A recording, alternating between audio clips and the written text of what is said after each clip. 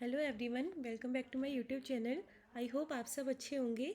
आज की वीडियो में हम अपनी कॉम्प्लेक्स एनालिसिस के कोर्स को कंटिन्यू करते हुए हार्मोनिक फंक्शन, हार्मोनिक कॉन्जुगेट, मिलनी थॉम्सन मेथड को पढ़ेंगे। साथ ही साथ हम इनके एग्जांपल्स और पीवाईक्यू को देखेंगे।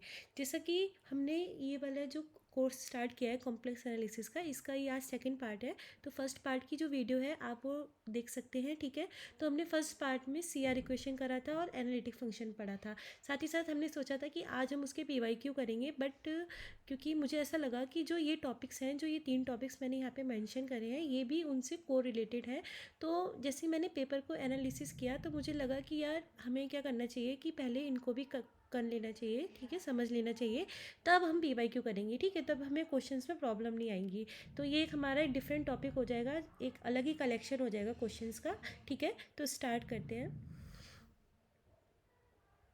सबसे पहले हार्मोनिक फंक्शन के बारे में पढ़ेंगे। तो यहाँ पे मैंने डेफिनेशन लिखी हुई है हार्मोनिक फंक्शन की। A real valued function F such that R square से आर पर। देखो यहाँ पे फंक्शन मेरा कैसा होना चाहिए, रियल वैल्यूड होना चाहिए। अब आप कहाँ पे पढ़ रहे हो, कॉम्प्लेक्स में पढ़ रहे हो। तो कॉम्प्लेक्स में कहाँ से जाएगा फंक्शन, आर स्क्वायर से जाएगा, ठीक है, क्योंकि रियल वैल्यूड फंक्शन है तो कहाँ चला जाएगा, आर पर चला जाएगा, ठीक है। तो कोई भी फंक्शन हार्मोनिक होगा, पहले आप क्या समझ गए, रियल वैल्यूड फंक्शन होगा वो। और हार्मोनिक होगा कब, जब वो इन दो कंडीशन को सेटिस्फाई करेगा, ठीक है। जो दो यहाँ पे मैंने कंडीशन लिखी हुई है, इन दो कंडीशंस को सेटिस्फाई करेगा तभी वो क्या होगा, मेरा हार्मोनिक होगा। तो पहली कंडीशन क्या है कि जो उसके सेकंड ऑर्डर पार्शियल डेरिवेटिव है वो कॉन्टीन्यूस होनी चाहिए। यानी कि सपोज एफ़ के बारे में बात कर रहे हैं तो एफ़ का सेकंड ऑर्डर पार्शियल डेरिवेटिव क्या होगा, f x x f y y, ठीक है। तो ये क्या होना चाहिए, कॉन्टीन्यूस होना चाहिए, अगर एफ क्या है, एक्स और वाई का फंक्शन है, ठीक है। दूसरी चीज़, उसकी जो सेकंड कंडीशन है वो है कि डेल स्क्वायर एफ जीरो होना चाहिए, ठीक है। यानी कि आप क्या कर रहे हो, वो लाप्लास इक्वेशन को सेटिस्फाई करना चाहिए। तो लाप्लास इक्वेशन को आप एक्सपेंड करके कैसे लिख सकते हो, del two f over del x square plus del two f over del y square equal to क्या होना चाहिए, आपका जीरो होना चाहिए। एक कंडीशन ये हो गई, और एक क्या होना चाहिए, दोनों क्या होने चाहिए, कॉन्टीन्यूस होने चाहिए। अगर कोई भी रियल वैल्यूड फंक्शन इस कंडीशन को सेटिस्फाई करता है तो वो क्या हो जाएगा, आपका हार्मोनिक हो जाएगा, ठीक है। तो आई होप आपको हार्मोनिक फंक्शन अच्छे से समझ में आया हो। अब हम इसके कुछ एग्जाम्पल्स देखते हैं। तो ये मेरा एक बहुत बेसिक सा एग्जांपल है, ठीक है। तो ये मुझे एक फंक्शन दे रखा है, ठीक है, आर स्क्वायर से आर पर x square minus y square. तो मुझे चेक करना है कि ये हार्मोनिक है या नहीं है। तो देखिए आपकी क्या दोनों कंडीशन इसमें सेटिस्फाई हो रही हैं। तो सबसे पहले एफ एक्स एक्स निकालिए। तो एफ एक्स निकालेंगे तो एफ एक्स आएगा आपका 2x, पार्शियल डेरिवेशन कर रहे हो, तो यहाँ पे क्या होगा, वाई कांस्टेंट की तरह ट्रीट होगा, ठीक है। तो वाई का क्या हो जाएगा, जीरो हो जाएगा, ठीक है। तो आप क्या निकालो, एफ एक्स एक्स, यानी कि इसका एक और बार पार्शियल डेरिवेटिव करो। तो पार्शियल डेरिवेटिव करोगे तो क्या होगा, 2 बच जाएगा, ठीक है। अब एफ वाई निकालो, एफ वाई निकाल रहे हो तो एक्स कांस्टेंट की तरह ट्रीट होगा तो आपको जीरो मिलेगा, और ये मिल गया 2y, ठीक है। फिर आप एफ वाई वाई निकाल लो, यानी कि इसका एक और बार डेरिवेशन कर दो तो क्या मिलेगा आपको, 2 माइनस का, है ना। तो अब आपको क्या चेक करना है, आपके जो पहले तो चेक करना था कि जो सेकंड ऑर्डर पार्शियल डेरिवेटिव है, यानी कि जो हमने अभी निकाले हैं, कौन से निकाले थे, एफ एक्स एक्स निकाला था और एफ वाई वाई निकालना था।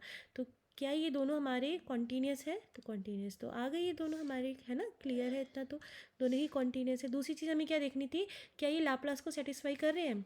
तो आप क्या करोगे, दोनों को ऐड करना है ना, ठीक है, दोनों को ऐड कर दो। तो दोनों को ऐड करके जीरो आ रहा है, तो बिल्कुल दोनों को ऐड करके क्या आ रहा है, जीरो आ रहा है।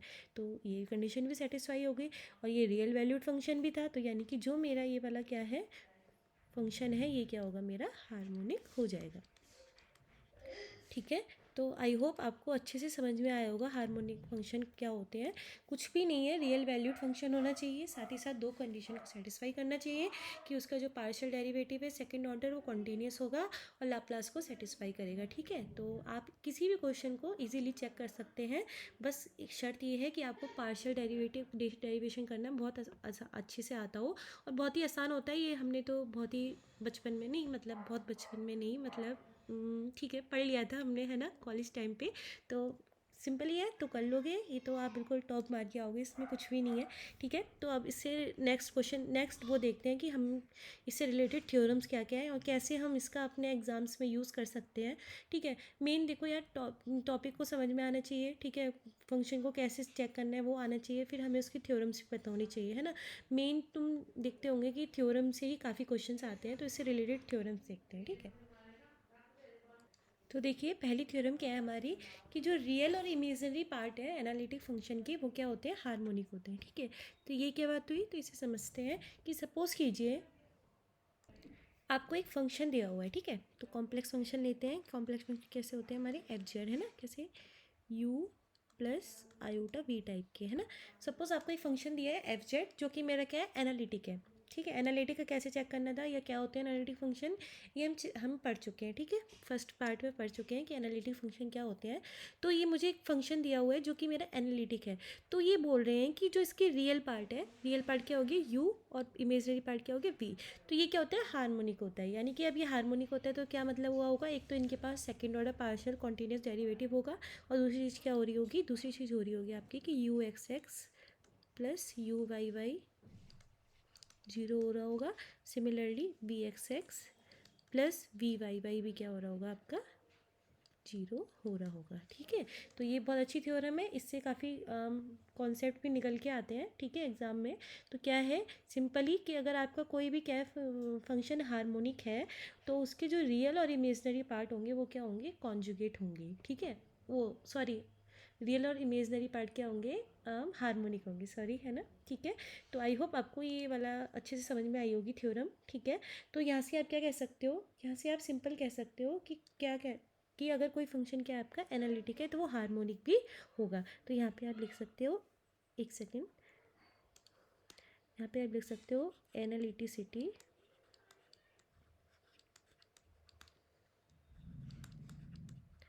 Implies harmonic. अगर कोई फंक्शन क्या है आपका एनालिटिक है तो वो हार्मोनिक तो होगा ही होगा। ठीक है, तो ये एक टूल और मिल गया आपको एनालिटिक चेक करने का कि अगर आप यहाँ से क्या कह सकते हो, इसका नेगेशन क्या होगा कि not harmonic, not harmonic implies not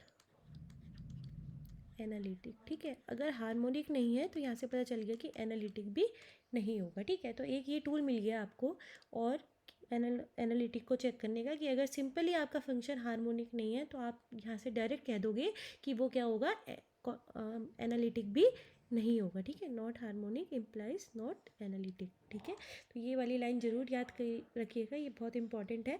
तो यहाँ पे हमें दो चीज़ पता चल गई कि अगर हमारा कोई फंक्शन क्या है एनालिटिक है तो उसके रियल और इमेजनरी पार्ट क्या होंगे, हार्मोनिक होंगे। दूसरी चीज़ क्या है कि हमारे एनालिटिक जितने भी एनालिटिक फंक्शन होते हैं वो सारे के सारे हार्मोनिक होते हैं, बट ये कन्वर्स नहीं है कि हार्मोनिक भी एनालिटिक हो। हाँ, आप ये कह सकते हो कि अगर हार्मोनिक नहीं है तो वो फिर एनालिटिक भी नहीं होगा। ठीक है, तो आई होप ये वाला आपको अच्छे से समझ में आया होगा। इससे रिलेटेड एक क्वेश्चन आ रखा था। ठीक है, तो वो देखते हैं क्या था। क्वेश्चन कुछ इस टाइप से था, मुझे प्रॉपरली याद नहीं आ रहा, मैंने पढ़ा था। ठीक है, क्वेश्चन ये था कि क्या कोई ऐसा फंक्शन एग्जिस्ट कर सकता है जिसका real part e to the power x हो। ठीक है, क्या कोई ऐसा एनालिटिक फंक्शन एग्जिस्ट कर सकता है जिसका रियल पार्ट क्या हो, ई टू दी पावर एक्स हो। अभी हमने क्या पढ़ा कि अगर कोई फंक्शन एनालिटिक है तो उसके रियल और इमेजनरी पार्ट क्या करेंगे, हार्मोनिक इक्वेशन को सेटिस्फाई करेंगे, हार्मोनिक फंक्शन होंगे। तो ई की पावर एक्स को एनालिटिक फंक्शन का रियल पार्ट होने के लिए हार्मोनिक होना पड़ेगा। तो हम चेक करते हैं क्या कि हमारा ई की पावर एक्स हार्मोनिक है। आपको यहाँ तक अच्छे समझ में आया। देखो कोई डाउट हो तो आप कमेंट सेक्शन में प्लीज़ पूछिएगा। यहाँ पे क्या कॉन्सेप्ट है, उसने आपसे पूछा क्या ई की पावर एक्स किसी भी एनालिटिक फंक्शन का रियल पार्ट हो सकता है। तो हमने क्या पढ़ा था कि अगर कोई भी फंक्शन किसी एनालिटिक फंक्शन का रियल पार्ट या इमेजिनरी पार्ट होगा जब वो क्या करेगा, हार्मोनिक फंक्शन होगा। ठीक है, तो हम देखते हैं कि क्या ई की पावर एक्स हमारा हार्मोनिक है। तो सपोज चेक कीजिए, तो यू एक्स निकालेंगे। सपोज ये यू मान लिया मैंने, यू बराबर ई की पावर एक्स, तो यू एक्स क्या आएगा, ई की power x, you x x क्या आएगा, यू एक्स एक्स भी आएगा आपका ई की पावर एक्स। फिर यू वाई निकालेंगे, वाई तो है ही नहीं तो जीरो, यहाँ पे यू वाई वाई भी क्या आ गया, जीरो। ठीक है, तो दोनों को ऐड कर लो, तो दोनों को ऐड करके मिलेगा ई की power x not equal to zero. तो ई की पावर एक्स कभी भी किसी एनालिटिक फंक्शन का रियल पार्ट नहीं हो सकता। क्यों, अगर वो किसी भी एनालिटिक फंक्शन का रियल पार्ट होता तो वो भी क्या होता, हमें पता है कि रियल और इमेजनरी पार्ट एनालिटिक फंक्शन के हार्मोनिक होते हैं, बट ई की power X is not harmonic, so it can not be real और imaginary part of any analytic function. ठीक है, तो इस टाइप के क्वेश्चंस भी हमारे एग्ज़ाम्स में आ जाते हैं, ठीक है, जहाँ पे हमें चेक करना होता है कि ऐसा पॉसिबल है या नहीं। तो एक इससे ये कंक्लूजन निकल के आता है। तो नेक्स्ट थ्योरम देखते हैं। देखिए, अब हार्मोनिक कॉन्जुगेट के बारे में पढ़ेंगे। सबसे पहले हम समझेंगे कि हार्मोनिक कॉन्जुगेट हमारा होता क्या है, ठीक है। देखिए, सपोज कीजिए आपको एक फंक्शन u दे रखा है, ठीक है। u क्या है आपका, हार्मोनिक है ना। तो u मुझे एक फंक्शन दे रखा है, u एक्स वाई एक फंक्शन दिया हुआ है जो कि मेरा क्या है, हार्मोनिक है। सच दैट कि अगर मैं एक फंक्शन एफ जेड बनाऊँ, f z equal to u plus iota v, ठीक है, जो कि मेरा कैसा हो, एनालिटिक हो, है ना। मेरा f क्या है, एनालिटिक है। तो यहाँ पे क्या दिया है मुझे, एक फंक्शन पहले u दिया हुआ था जो कि हार्मोनिक था, और जो एफ जेड था जहाँ पे u क्या है, एफ जेड का रियल पार्ट है। तो u प्लस आयोटा v कैसा हो रहा था, मेरा एनालिटिक हो रहा था। तो जो मेरा v होगा वो क्या कहलाएगा, u का हार्मोनिक कॉन्जुगेट कहलाएगा, ठीक है। तो आई होप हार्मोनिक कॉन्जुगेट समझ में आ गया होगा आपको। क्या है कि अगर u आपका हार्मोनिक फंक्शन है और f z equal to u plus iota v आपका क्या है, एनालिटिक है, तो जो v होगा, ठीक है, तो v को आप क्या कहोगे, हार्मोनिक कॉन्जुगेट ऑफ u, ठीक है। यहाँ पे मैं लिख देती हूँ हार्मोनिक कॉन्जुगेट ऑफ u। तो v होगा आपका हार्मोनिक कॉन्जुगेट ऑफ u, ठीक है। तो समझ में आ गया होगा आपको, ठीक है। अगर ऐसी मैं यहाँ पे दूसरी उसमें बोलूँ तो दूसरी उसमें क्या है, सपोज मैं बोल रही हूँ आपको कि v आपका एक हार्मोनिक फंक्शन है, ठीक है, और एफ जेड, और एफ जेड कैसे दिया मुझे, यहाँ पे मैं क्या बताया था आपको, v क्या दे रखा है आपको, हार्मोनिक कॉन्जुगेट दे रखा है, और एफ जेड आपको दिया है suppose equal to v plus iota u। तो यहाँ पे कौन किसका हार्मोनिक कॉन्जुगेट होगा, यहाँ पे u हार्मोनिक कॉन्जुगेट हो जाएगा किसका, v का, है ना। तो यहाँ पे हो जाएगा u harmonic conjugate of v। तो मतलब मैं आपको कहना क्या चाह रही हूँ यहाँ पे, सिंपली मैं आपको ये कहना चाह रही हूँ कि जो आपको फंक्शन दे रखा है, ठीक है, तो आप हार्मोनिक कॉन्जुगेट कैसे बोल रहे हो, जो आपका क्या है, उसके साथ वाला पार्ट है, किसके, आयोटा के साथ वाला, ठीक है, उसी को आप क्या कह रहे हो, हार्मोनिक कॉन्जुगेट होगा किसका, v का। तो यहाँ पे आप u और v में कंफ्यूज मत होना, पहले आप फंक्शन को अच्छे से एनालाइज करो, ठीक है, फिर आप देखो कि कौन किसका हार्मोनिक कॉन्जुगेट हो रहा है, ठीक है। ऐसा नहीं है कि v हार्मोनिक कॉन्जुगेट नहीं होगा, या फिर इस केस में u हार्मोनिक कॉन्जुगेट नहीं होगा, u भी हार्मोनिक कॉन्जुगेट होता है, पर वो कैसे होगा तो वो देखते हैं कि किस तरीके से होता है, ठीक है। तो ये एडिशनल लाइन मैं आपको इसीलिए समझाने के लिए लिखी थी कि आपको अच्छे से क्लियर हो जाए कि हार्मोनिक कॉन्जुगेट क्या होगा, ठीक है। तो देखिए, हम कैसे पता लगाएंगे कि किस केस में u हार्मोनिक कॉन्जुगेट होगा v का, वो कैसे होता है। तो देखिए, इसमें क्या करना है आपको, सपोज कीजिए v आपको दिया था हार्मोनिक कॉन्जुगेट है किसका, u का। तो क्या हो रहा होगा आपका, यहाँ पे f z equal to u plus iota v क्या है आपका, एनालिटिक है, ठीक है। तो यहाँ तक तो कोई डाउट नहीं होगा, इसलिए आपने क्या बोल दिया, u हार्मोनिक कॉन्जुगेट होगा किसका, v का, सॉरी v हार्मोनिक कॉन्जुगेट होगा किसका, u का।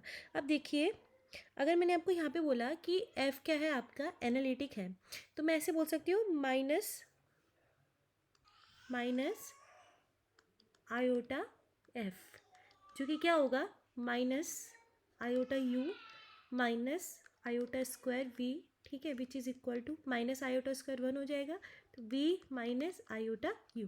ये भी एनालिटिक होगा, आल्सो एनालिटिक, आल्सो एनालिटिक,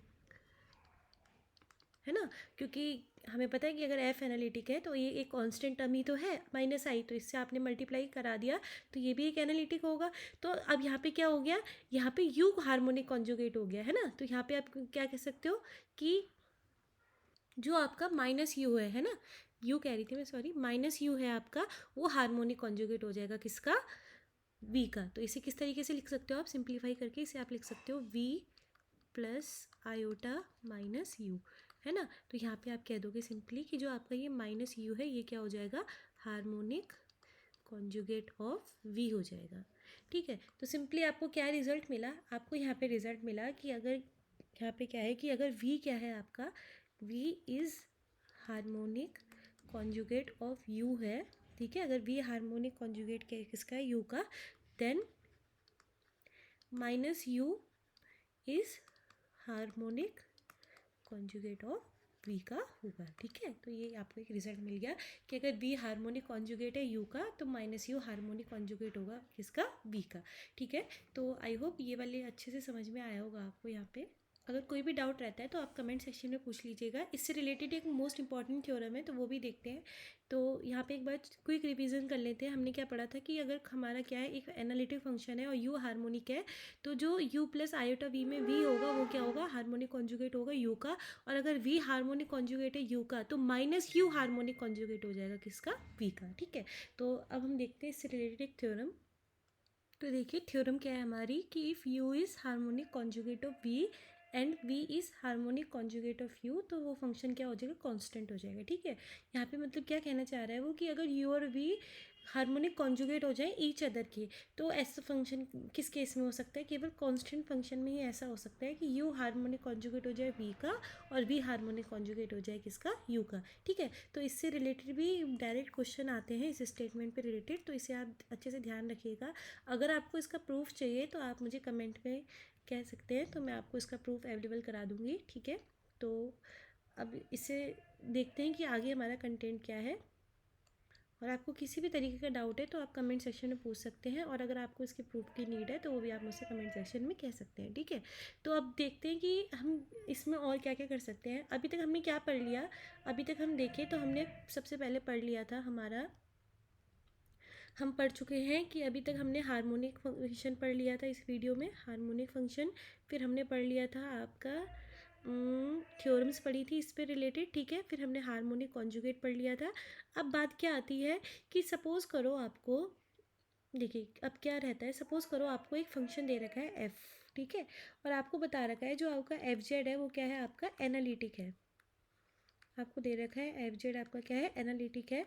ठीक है, और आपको यू, आपको पता है कि एफ जेड कैसा रहता है आपका, u plus iota v type का। ठीक है, और आपको यहाँ पे यू और वी में से एक चीज़ गिवन है, या तो आपको वो यू गिवन कर रहा है या फिर आपको वी कह रहा है। ठीक है, तो आपको बताना है कि नेक्स्ट वाला क्या होगा, ताकि आप पूरा एफ फाइंड कर सके। ठीक है, तीन चीज़ें पूछ सकते हैं वो यहाँ पे। सपोज आपको क्या कर सकते हैं, यहाँ पे यू दे देंगे आपको और पूछेंगे वी क्या है। ठीक है, या फिर क्वेश्चन आ सकता है वो आपको वी दे देगा और पूछेगा यू क्या है, या फिर क्वेश्चन में वो आपको यू या वी में से एक चीज़ दे देगा, पूछेगा एफ़ क्या है। ठीक है, तो इस टाइप के क्वेश्चंस को कैसे सॉल्व करना है तो वो हम देखेंगे। ठीक है, तो स्टार्ट करते हैं। देखिए इस टाइप के क्वेश्चंस को करने के हमारे पास दो तरीके होते हैं। ठीक है, एक तो जनरल तरीका क्या होता है, हम सी आर अप्लाई कर दें और हमें पता चल जाता है कि दूसरा वाला हमारा क्या हो सकता है। ठीक है, तो एक तो सी आर हो गया हमारा। दूसरा इसमें क्या पैटर्न फॉलो करते हैं हम, सी आर के अलावा एक होता है हमारा मिल्ली थॉम्सन। ठीक है, जो मैंने आपको स्टार्टिंग में लिखा था, मिलने थॉम्सन मेथड। ठीक है, इन दोनों ही तरीक़ों से आप क्या बता सकते हो कि अगर एक आपको गिवन है फंक्शन तो दूसरा वाला क्या होगा, या फिर पूरा का पूरा एफ़ क्या होगा। तो सबसे पहले सी आर वाला देखते हैं तरीका क्या रहता है हमारे पास।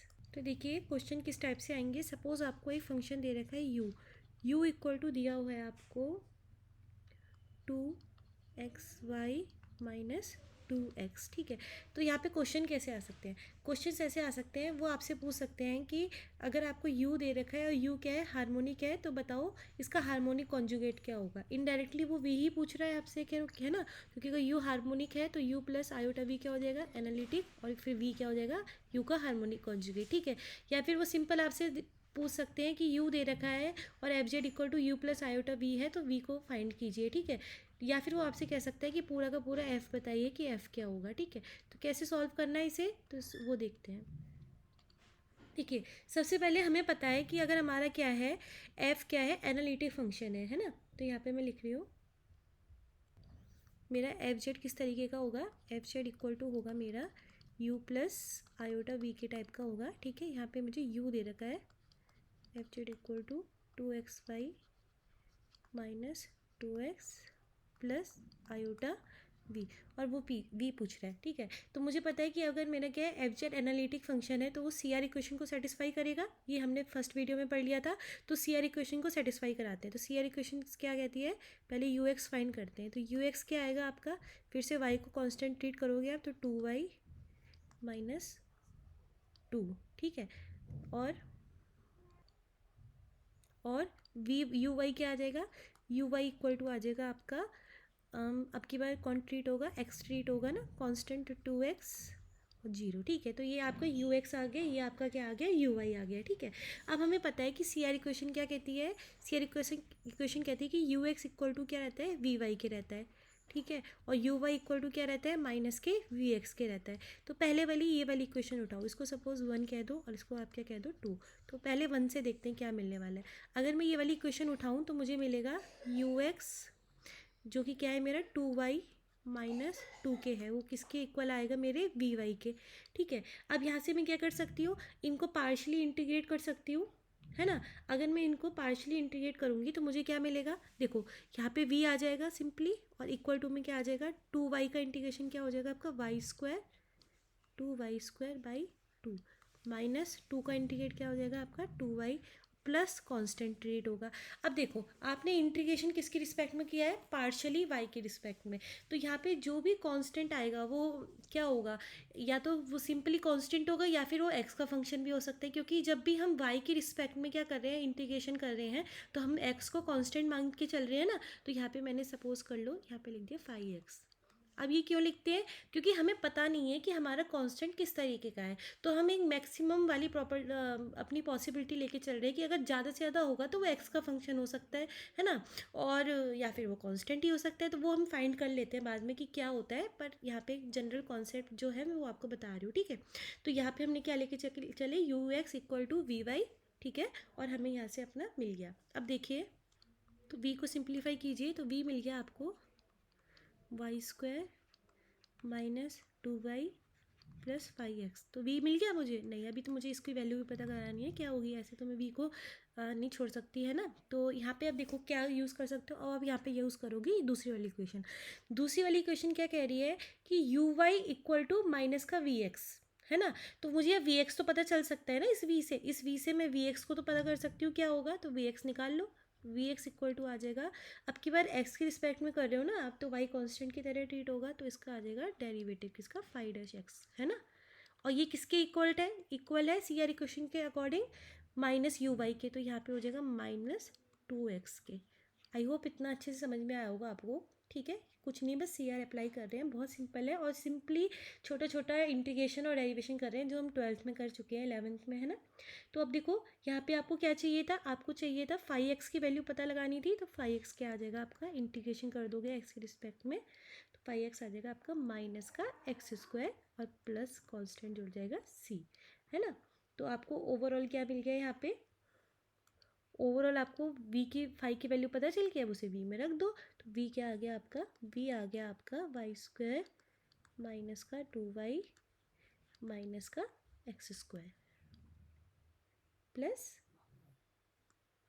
प्लस क्या मिल गया आपको, कांस्टेंट, एक कांस्टेंट अब मिल गई c। ठीक है, तो यहाँ पे देखो अब आपको v पता चल गया, और आपको u तो पहले से ही पता था। तो अगर आपसे उसने नहीं पूछा होता कि u दे के पूछा होता कि इसका हार्मोनिक कॉन्जुगेट बताओ, तो यहीं पे आपका आंसर आ गया होता। और अगर उसने आपसे f पूछा है तो सिंपली आप क्या करो, यहाँ पे f में वैल्यू पुट कर दो u प्लस आयोटा v की, u तो गिवन है, v आपने फाइंड कर लिया है, तो ये आप क्या क्या हो जाएगा, आंसर आ जाएगा। ठीक है, तो यहाँ पे जितने भी अगर आप सी आर टाइप से करोगे ना, सी आर से एक टूल रहता है जो समझने वाली चीज़ है, कि आपने देखा होगा, नोटिस कर लिया कि अगर आपने सी आर से करा तो आपको जो फंक्शन मिलेगा एफ, वो किसके अंदर मिलेगा, एक्स और वाई के, है ना। क्योंकि यहाँ पे आप देखो आपका यू भी एक्स वाई में था और आपका वी भी किस में आया है, एक्स वाई में। ठीक है, तो अब मैं मिलनी थॉमसन बताऊंगी आपको। ठीक है, उसमें आप फाइंड करोगे कि आपको जो एफ़ मिलने वाला है वो जेड के अंदर मिलने वाला है। ठीक है, तो आप इस तरीके से भी देख सकते हो कि एग्जाम में रिक्वायरमेंट कैसी है, एक्स वाई के लिए है या जेड के लिए, तो आप उस तरीके से भी कर सकते हो। ठीक है, तो मिलनी थॉमसन देखते हैं आपकी हम। तो जब भी आप मिलनी थॉमसन मेथड अप्लाई करोगे, यूज़ वही है, एफ फाइंड करना है या फिर यू का वी फाइंड करना है। ठीक है, तो सबसे पहला स्टेप होता है आपको यू एक्स निकालना होता है और यू वाई निकालना होता है। ठीक है, तो जो आपका यू एक्स आएगा, यू एक्स को आप मानोगे 5-1 xy। ठीक है, क्या करना है आपको, यू एक्स को मानना है 5-1 xy। ठीक है, और फिर आपको नहीं, जैसे ही 5-1 xy मिल गया आपको, तो आपने क्या करना है, आपने 5-1 z0 की वैल्यू निकाली, यानी कि x की जगह z पुट कर देना है और y की जगह z0, वो y की जगह 0 पुट कर देना है। ठीक है, तो ये आपका फर्स्ट स्टेप है। फर्स्ट स्टेप में आपको समझ में आ गया होगा, यू एक्स निकालना है, उसको 5-1 xy में कन्वर्ट करना है। ठीक है, मतलब 5 उसको फंक्शन किसका है, एक्स वाई का आएगा ना, फिर आपको वहाँ पे एक्स को चेंज कर देना है जेड में और वाई को 0 में। ठीक है, फिर आप निकालोगे यू वाई, है ना, और यू वाई निकालोगे तो यू वाई को किस में मानोगे, फंक्शन 5-2 xy मानोगे, फिर से वही काम करोगे, 5-2 में अब x की जगह z रख दोगे और y की जगह 0 रख दोगे, ठीक है। तो ये दोनों वैल्यू आपको मिल जाएंगी, ठीक है। जैसे ये दोनों आपको वैल्यू मिल जाती हैं तो आपने डायरेक्ट उसे इक्वेशन में पुट कर देना है, ठीक है। और जो आपकी इक्वेशन होगी वो क्या बनेगी, इक्वेशन बनेगी आपकी f z equal to integration phi one z zero d z minus iota integration phi two z zero d z, ठीक है। Phi two z zero d z plus c constant, ठीक है। कॉन्स्टेंट हमारा उसमें भी आया था, हमने देखा था, है ना। तो ये हमारा क्या हो गया, मिनली थॉमसन मेथड, ठीक है। तो सिंपली अब आपसे उसने पूछा होता कि आपको क्या बताना था, वी बताना था, तो आप देख लो आयोटा के साथ क्या आएगा आपका, वो आपका क्या हो जाएगा, बी हो जाएगा। वैसे तो खैर यहाँ पे आपको फंक्शन जेड में मिलने वाला है, तो आपको पहले तो जेड को डिस्ट्रीब्यूट करना पड़ेगा, किस में, एक्स, जेड को तोड़ना पड़ेगा एक्स प्लस आयोटा वाई में, है ना। और फिर आपको पता चलेगा एक्स, फिर आप एक्स एक्स वाले अलग करोगे, वाई वाई वाले, तो जो आयोटा के साथ हो जाएंगे वो क्या हो जाएंगे आपके, वो आपके हो जाएंगे, वो आपके हो जाएगा वी, है ना। तो जब भी मतलब इसमें जब भी आपको क्या करना है, आपको जेड निकालना है, एफ जेड निकालना है पूरा का पूरा, और किसकी फॉर्म में, जेड की फॉर्म में निकालना है। तो आप ये वाला मेथड अप्लाई करो मिलने थॉमसन, और जब आपको वो यू या बी में से पूछे तो जनरली सी आर वाले से भी हमें आसान पड़ जाता है, ठीक है। तो सॉल्व करते हैं इसे, इसी एग्जाम्पल को अब मैं किसे सॉल्व करूँगी, इसी वाले से, ठीक है, मिलनी थॉमसन से, जो हमने पहले एग्जाम्पल सॉल्व किया था। तो स्टेप 1 देखते हैं। तो देखिए सॉल्व कर रही हूँ मैं। तो स्टेप 1 क्या था, यू एक्स निकालना था, तो यू एक्स निकालो। यू एक्स आएगा आपका 2y माइनस 2, ठीक है। और इसको क्या मान लेना था, इसको मान लेना था फाई वन एक्स वाई, ठीक है। तो यानी कि फाई वन एक्स वाई, अब हम क्या कर रहे थे, जहाँ पे क्या था मेरा x था, वहाँ मैं क्या रखूँगी z, और y की जगह 0। तो देखो यहाँ पे x कहाँ पे है मेरा, x तो यहाँ पे मेरा कहीं भी नहीं आ रहा, है ना। तो सीधा सीधा क्या रखो, y की जगह आप क्या रख दो, 0। तो y की जगह 0 हो गया, तो ये बन गया 0 माइनस 2। तो आपको फाई वन जेड जीरो की वैल्यू कितनी मिल गई, माइनस का 2, ठीक है। तो एक चीज़ मिल गई। अब दूसरी चीज़ क्या निकालनी, मुझे यू वाई निकालना था। यू वाई निकालोगे तो क्या मिलेगा आपको, यू वाई मिलेगा आपको 2x माइनस 2, है ना। 2x माइनस 2, तो अब आप क्या निकाल दो, इसको मान लो फाइव टू एक्स वाई, और आपको वैल्यू काय की चाहिए थी, फाइव टू जेड जीरो की, यानी कि x की जगह z और y की जगह क्या पुट कर दोगे, 0, है ना। तो आपको मिल जाएगा यहाँ पे मैंने यू वाई गलत निकाल दिया, है ना। यू वाई निकालूंगी तो ये मिलेगा 2x, वाई की तो 1 हो जाएगा, और 2x का तो यहाँ पे क्या आ जाएगा 0, है ना। तो यहाँ पे ठीक कर लेना इसे, यहाँ पे 0 हो जाएगा, 2x माइनस 0, ठीक है। तो x की जगह z रखोगे तो सिंपल आपको मिल जाएगा 2z। यू एक्स मिल गया, यू वाई मिल गया। अब सिंपल आपको थर्ड स्टेप क्या था, फॉर्मूले में वैल्यू पुट कर देनी है। तो एफ जेड इक्वल टू क्या रहता है आपका, integration five one Z zero. तो फाइव वन जेड जीरो की वैल्यू कितनी आई है मेरी, फाइव वन जेड जीरो की वैल्यू मेरी आई है माइनस का 2 D z minus iota integration क्या था, फाइव टू जेड जीरो, तो 2z डी जेड, है ना। तो आप इसको कैलकुलेट कर लो तो सिंपल आ जाएगा आपका माइनस का 2z minus iota Z square और प्लस क्या था सी, ठीक है। तो ये आपको एफ जेड मिल गया, ठीक है। तो यहाँ से आपने देखा कि अगर आपने ये वाला मेथड अप्लाई कर लिया मिलने थॉमसन, तो आपको फंक्शन किसकी रिस्पेक्ट में मिल रहा है, जेड की रिस्पेक्ट में। अब अगर आपने सपोज करो आपको एग्जाम में सी आर नहीं आता था, है ना, और उसने आपसे यहाँ पे एफ जेड ना पूछ के उसने आपसे पूछ लिया कि भाई मुझे ये बताओ कि वी क्या होगा, तो आप यहाँ से डायरेक्ट वी बता दोगे क्या।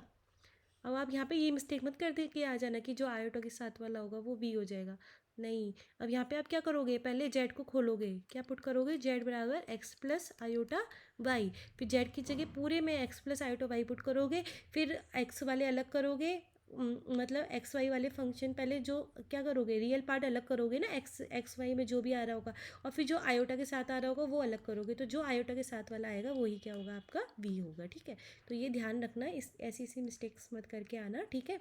और बेसिकली जब वो आपसे एक्स वाई की रिस्पेक्ट में ही पूछ रहा है तो आप सी आर वाली अप्लाई करो, और मिलने थॉमसन आप कब अप्लाई करोगे जब वो डायरेक्ट जेड की रिस्पेक्ट में पूछ रहा है। तो अभी हमने देखा गेट 2022 में, जो अभी हम रिसेंटली एग्ज़ाम हुआ था गेट का, तो वहाँ पे क्वेश्चन आ रखा था, ठीक है, जो कि मैंने कराया भी है, जिसका लिंक आपको डिस्क्रिप्शन में मिल जाएगा। एक नंबर का क्वेश्चन था और काफ़ी छोटा, काफ़ी वेटेज के अकॉर्डिंग काफ़ी लेंथी क्वेश्चन था, तो वो मैंने आपको सॉल्व भी कराया है। तो आप देखोगे कि वो क्वेश्चन कि कैसे इसमें एप्लीकेशन लगी। आप उसको मिलनी थॉमसन और सीआर दोनों से कर सकते थे। इस तरीके से वो क्वेश्चन था कि आप दोनों से ही कर सकते थे, ठीक है। तो मैंने उसे इससे किया था, तो आप देख सकते हो कि कैसे वो क्वेश्चन सॉल्व हुआ है। तो मैं उसका लिंक आपको डिस्क्रिप्शन में दे दूँगी, ठीक है। तो आई होप आपको वीडियो समझ में आया होगा। किसी भी तरीके का कोई भी डाउट रहता है तो आप कमेंट सेक्शन में पूछ लेना। अगर आपको वीडियो अच्छा लगे तो प्लीज़ लाइक, सब्सक्राइब और शेयर कीजिएगा। Thank you for watching. कल की वीडियो में हम जो नेक्स्ट वीडियो आएगी अब हम उसमें PYQ करेंगे, ठीक है। तो आपको एक अलग ही कलेक्शन मिल जाएगा, किसका, PYQs का भी, किसके, CR, एनालिटिक, हार्मोनिक के, ठीक है। तो ये टॉपिक हमारा इसी के साथ कंप्लीट भी हो जाएगा। तो एग्ज़ाम में हम देखेंगे कि किस तरीके से आप इसके क्वेश्चंस को सॉल्व कर सकते हैं। Thank you.